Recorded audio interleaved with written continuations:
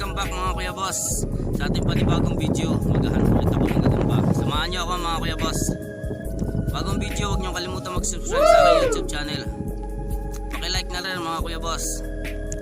Mag-comment lang kayo kung yung nagustuhan ng aking video. Yan. O, tara mga kuya boss.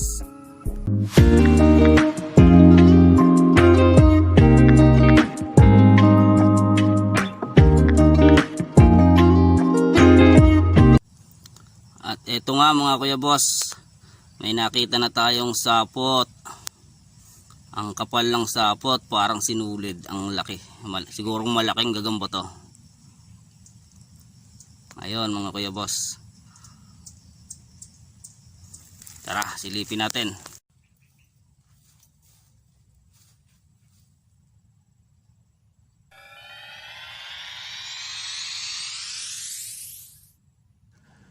Yun, bumaba siya ron.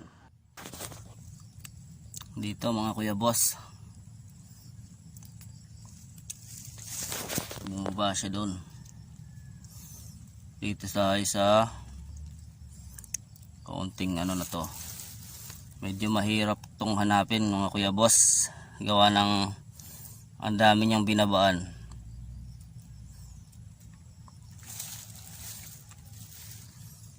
Ayan mga kuya boss yung sapot niya. Kikintaban yan. Pababa siya rito. Pagdating na dyan, nagkandasanga-sanga na mga kuya boss yung mga binabaan niya ng sapot. Ito pa nga, meron pa nga dito.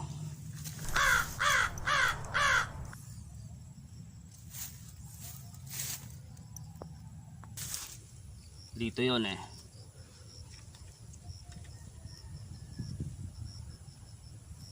At yun mga kuya boss, mukhang nakita na natin.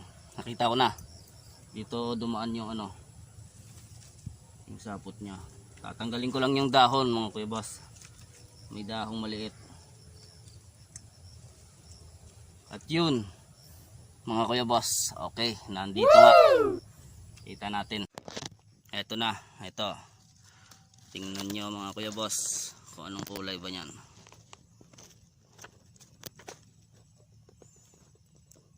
Kulay pula, pulahan siya, pula pusod.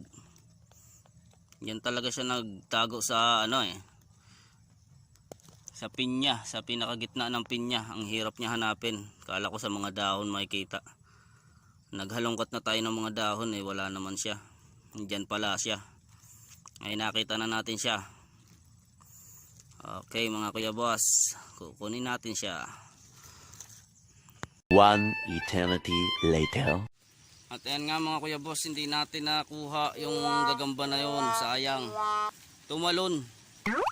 Gumapang muna sa kamay ko, tapos tumalon. Hindi ko na nakita mga kuya boss, sayang. Diyan oh.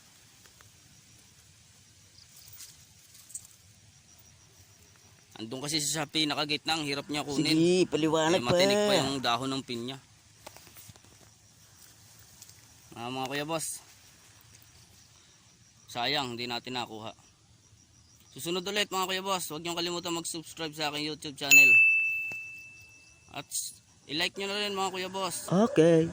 Pakishare na rin po ng aking mga video. Salamat mga kuya boss.